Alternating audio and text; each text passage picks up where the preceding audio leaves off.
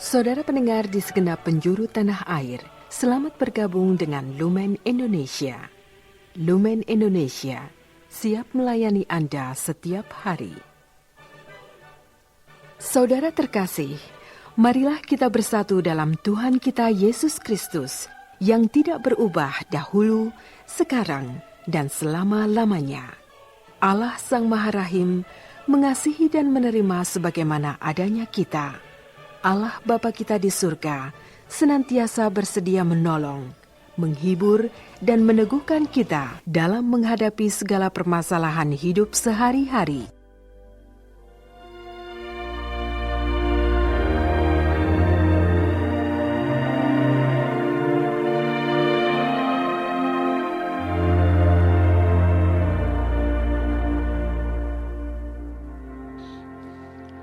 Saudara-saudari, marilah kita mendengarkan renungan dengan judul Roh Kudus diutus Yesus.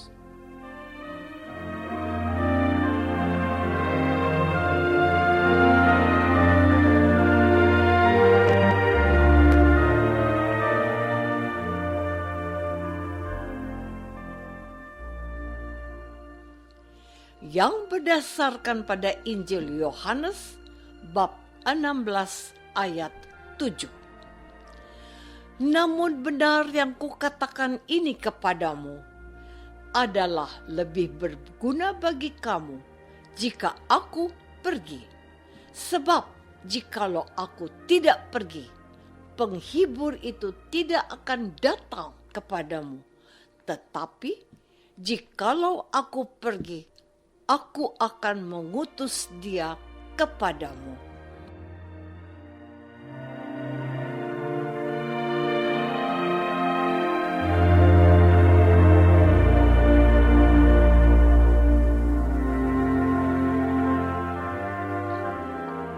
Dalam nama Bapa dan Putra dan Roh Kudus. Amin. Saudara-saudari terkasih dalam nama Tuhan Yesus Kristus. Beberapa hari ini kita mendengarkan wejangan Yesus tentang kepergiannya kepada Bapa. Dan kepergiannya menimbulkan kekosongan perannya secara nyata di antara para pengikutnya. Oleh karena itu, hari ini kita mendengarkan dari Sang Sabda bahwa kalau ia pergi, maka ia akan mengutus Roh Kudus yang mengambil peran kehadirannya selama ini. Adapun tugas Roh Kudus ini disebutkan ada 3. Ia akan menginsafkan dunia akan dosa, kebenaran, dan penghakiman. Akan dosa karena mereka tetap tidak percaya kepadaku. Akan kebenaran karena aku pergi kepada Bapa dan kamu tidak melihat aku lagi. Akan penghakiman karena penguasa dunia ini telah dihukum. Dosa yang tak terampuni adalah tidak menerima Yesus sebagai Allah dan Juru Selamat. Menolak Yesus berarti menolak keselamatannya. Itulah dosa. Kebenaran yang tak terbantahkan bahwa Yesus adalah anak Allah dan berasal dari Bapa, dari atas, dari surga. Dan ia kembali bersekutu dengan Bapaknya. Penghakiman kepada setan dan para pengikutnya yang berusaha menyesatkan umatnya. Tujuannya agar kita hanya percaya dan mengandalkan Yesus, bukan yang lain. Saudara-saudari terkasih, karya keselamatan yang telah dimulai oleh firman yang menjadi manusia, yaitu Yesus, haruslah tetap abadi dan tidak terhapus atau lenyap, karena Yesus kembali kepada Bapaknya. Tuhan Yesus menyadari kalau dia pergi, para murid dan pengikutnya tidak bisa meraba, bersentuhan, dan melihat dia. Dia adalah sosok yang menjadi perhatian dan andalan mereka semua yang jatuh cinta kepadanya sebagai guru dan Tuhan mereka. Itulah sebabnya sebelum ia kembali kepada Bapaknya, Yesus memastikan bahwa mereka tidak akan kehilangan pegangan dan harapan yang selama ini sudah mulai mereka alami dan ingin terus mereka rasakan. Tuhan Yesus memang harus pergi, namun ia akan memberikan Roh Kudus sebagai penghiburan bagi mereka dalam segala keadaan yang bakal mereka hadapi. Mereka sekarang harus menggantikan peran Yesus yang mengasihi dunia bersama Roh Kudusnya. Saudara-saudari terkasih, setelah kepergiannya kelak, Roh Kuduslah yang akan menggantikan peran Yesus di dunia ini. Roh Kudus itu akan menginsyafkan dunia akan dosa, kebenaran, dan penghakiman. Tujuan Tuhan Yesus datang ke dunia adalah menyelamatkan umatnya dari dosa-dosa mereka. Yesus melihat bahwa mereka tidak patuh dan taat pada perintah-perintah Allah yang sudah disampaikan oleh para utusan Allah dan para nabinya. Mereka harus percaya kepadanya dan bertobat dari dosa-dosa mereka. Mereka harus tersadar dari mimpi panjang dalam halusinasi tidak menemukan jalan keluar dari berbagai persoalan mereka.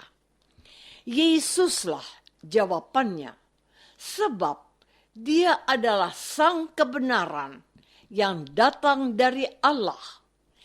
Hanya kepadanya lah semua orang harus mendengarkan. Bahwa mereka akan disadarkan oleh Roh Kudus untuk memilih perintah Allah dan menolak bujukan iblis serta setan.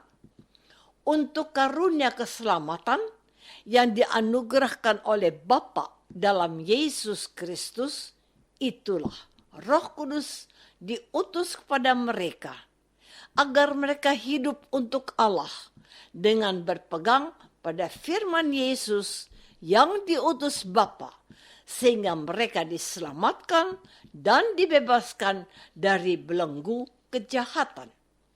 Roh Kuduslah yang akan menuntun para murid Yesus dalam seluruh kepenuhan kebenaran yang telah pernah diajarkannya kepada mereka.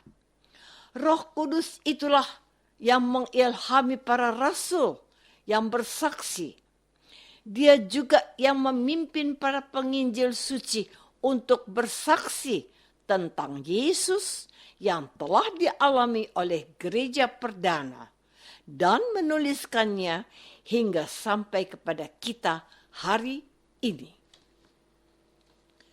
Saudara-saudari terkasih, pada saat merefleksikan Injil hari ini, saya teringat pada firman Tuhan Yesus yang berkata tentang pengabulan doa.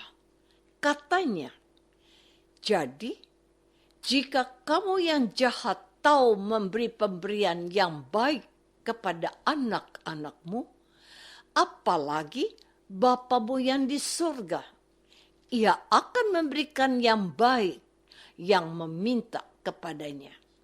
Matius bab 7 ayat 11.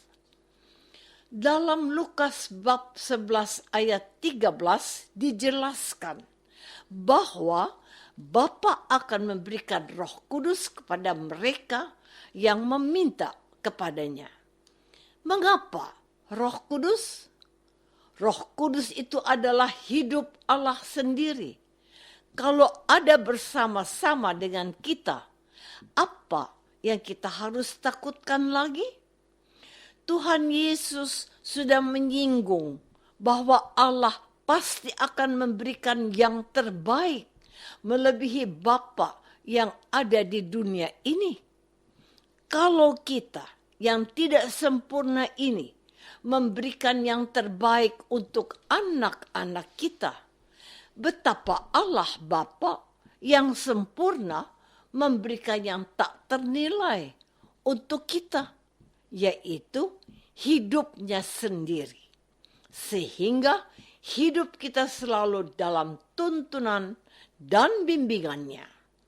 Terbebas dari dosa, mengandalkan Yesus, dan menolak setan dan segala bujuk rayunya. Tidak ada yang boleh kita cemaskan dan ragukan akan janji Yesus.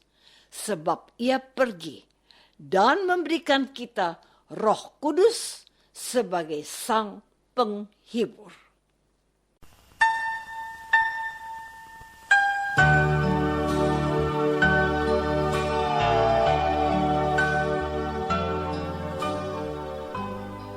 Saudara terkasih, marilah kita masuk dalam saat hening sejenak untuk meresapkan renungan yang baru saja kita dengar bersama dalam kehidupan iman kita masing-masing.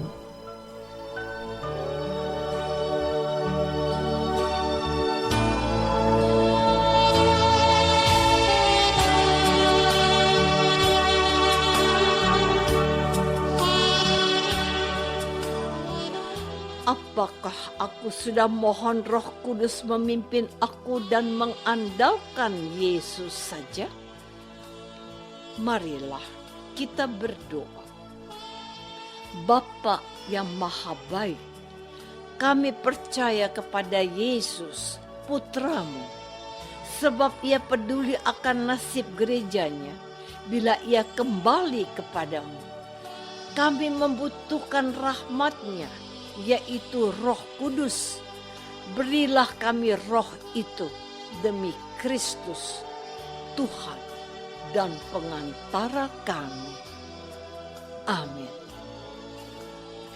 Semoga kita semua selalu dinaungi dan dibimbing oleh berkat Allah yang Maha Kuasa. Dalam nama Bapa dan Putra dan Roh Kudus. Amin.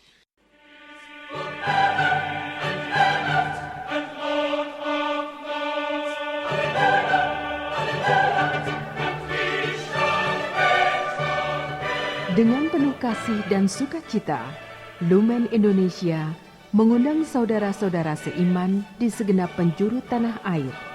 Sekiranya ada tanggapan ataupun saran, kirimkan surat Anda ke Lumen Indonesia. Terima kasih atas perhatian Anda. Sampai berjumpa lagi dengan Lumen Indonesia pada waktu dan gelombang yang sama esok hari.